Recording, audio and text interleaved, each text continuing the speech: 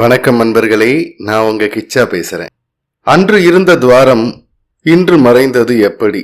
மகா பெரியவா செய்த அதி அற்புத நிகழ்ச்சி ஒன்றை கேளுங்கள். அதை கேட்கறதுக்கு முன்னாடி நம்ம சேனலை சப்ஸ்கிரைப் பண்ணாதவங்க கண்டிப்பா பெல் ஐகான் கிளிக் பண்ணுங்க, சப்ஸ்கிரைப் பண்ணுங்க.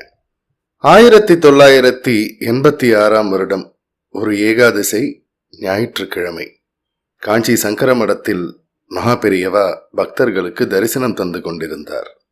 ஒரு ஓரத்தில் சுமார் 5 வயது குழந்தையுடன் ஒரு பக்தர் அழுதபடியே நின்று கொண்டிருந்தார்.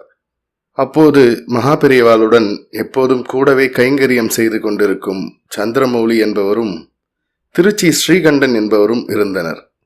மகா பெரியவா ஸ்ரீகண்டனை அழைத்து, கையில் குழந்தையுடன் ஒருவர் அழுது கொண்டிருக்கிறாரே, ஏன் அழுகிறார் என்று விசாரி என்றார்கள். ஸ்ரீகண்டனும் அவரிடம் சென்று அவரது கவலைக்கான காரணத்தை மகா பெரியவா கேட்டு வர சொன்ன தகவலை தெரிவித்தார்.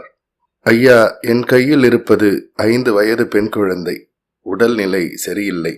டாக்டரிடம் காண்பித்தேன். குழந்தைக்கு இருதயத்தில் துவாரம் இருக்கிறது, ஆபரேஷன் செய்ய வேண்டும். இருப்பினும் கொஞ்சம் சிரமம்தான் என்று டாக்டர் சொல்லிவிட்டார். ஆபரேஷனுக்கு தேதியும் குறித்தாயிற்று.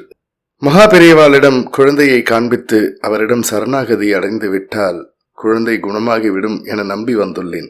ஒருவேளை என் குழந்தைக்கு ஆபத்து என்றால் ஆபரேஷன் செய்து இறப்பதை விட மகா பெரியவாளின் பாதார விந்தங்களை அது அடையட்டுமே என்று கருதுகிறேன் என்றார். இந்த விஷயத்தை ஸ்ரீகண்டன் மகா பெரியவாளிடம் தெரிவித்தார். மகா பெரியவா உடனே குழந்தையை கொண்டு வரும்படி சொன்னார்கள். அந்த குழந்தையை ஆசீர்வதித்தார்கள்.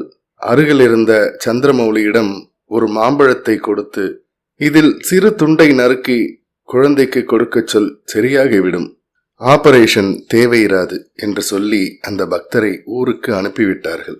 அதன் பின் தன் குழந்தையை டாக்டர் குறிப்பிட்ட நாளில் அழைத்து சென்றார் அந்த குழந்தையின் தந்தை. டாக்டர்கள் குழந்தையை பரிசோதித்த போது ஆச்சரியமடைந்தனர். இருதயத்தில் துவாரமா இந்த குழந்தைக்கா? இல்லையே என்றார்கள். அன்று இருந்த துவாரம் இன்று மறைந்தது எப்படி என்று குழந்தையின் தந்தையிடம் கேட்டார்கள். நடந்ததை விளக்கினார் அந்த தந்தை. டாக்டர்கள் ஆச்சரியப்பட்டார்கள். பின் மகா பெரியவாளிடம் வந்து நடந்ததை சொல்லி மகிழ்ச்சியுடன் ஆசி பெற்று சென்றார்கள். இதன் பின் 1994 மகா பெரியவா முக்தி அடைந்து விட்டார்கள். 2006 ஒரு வெள்ளிக்கிழமை அன்று ஒருவர் ஸ்ரீ மகா பெரியவாளின் அதிஷ்டானத்திற்கு வந்தார். அங்கு பூஜை செய்து கொண்டிருந்த சந்திரமௌலியிடம் திருமண பத்திரிகை ஒன்றை கொடுத்து, மகா பெரியவாளின் அதிஷ்டானத்தில் அதை வைத்து பிரசாதம் தாருங்கள் என கேட்டார். சந்திரமௌலியும் அவருக்கு மாம்பழம், துளசி, கற்கண்டு கொடுத்தார். வந்தவர் கண்களில் கண்ணீர். இவர் ஏன் அழுகின்றார்?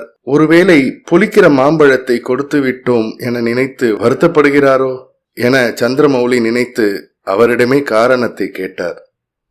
சுவாமி, நினைவிருக்கிறதா? 20 ஆண்டுகளுக்கு முன் உங்களிடம்தான் மகா பெரியவா ஒரு மாம்பழத்தை கொடுத்து இருதய நோயால் பாதிக்கப்பட்ட என் மகளுக்கு கொடுக்க சொல்லி குணமாக்கினார். அந்த குழந்தைக்குத்தான் இப்போது திருமணம். இன்றும் அதே போல் மாம்பழத்தை நீங்கள் தருகிறீர்கள்.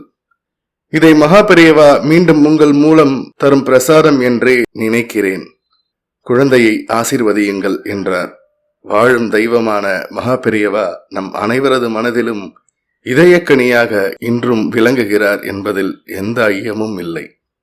ஜெய ஜெய சங்கர, ஹர ஹர சங்கர. இந்த பதிவு உங்களுக்கு பிடிச்சிருந்தா லைக் பண்ணுங்க, ஷேர் பண்ணுங்க, கமெண்ட் பண்ணுங்க. மறக்காம பெல் ஐகான் கிளிக் பண்ணுங்க, சப்ஸ்கிரைப் பண்ணுங்க. நன்றி அன்பர்களே.